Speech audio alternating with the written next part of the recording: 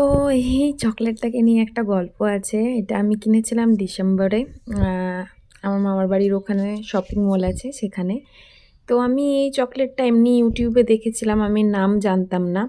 হ্যাঁ? তো আমি এটা যখন এই বক্সটা আমি চিনতাম। তো যখনই দেখলাম এটা আমি কিনে নিয়েছি। আমি এটার দাম দেখিনি, এটা কি চকলেট সেটাও দেখিনি।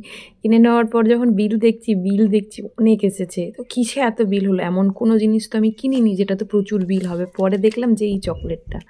হ্যাঁ? যেটা Ferrero Rocher বলে এবং যেটা খুব দামি চকলেট নাকি। তো আমি কিনে নিয়েছিলাম এটা। হ্যাঁ? তো ১ম বার ট্রাই করেছিলাম। ভালোই লেগেছিল। যদিও আমার favourite chocolate KitKat, Dairy Milk, হ্যাঁ? তো এটাও খেয়ে বেশ ভালো লেগেছে। হ্যাঁ? তো তোমরা কে, কে এই চকলেটটা খেয়েছো আমাকে বলবে। হ্যাঁ? আমি এখন খাচ্ছি। আজকে যদিও ১ম রোজা, আমার রোজা হবে না।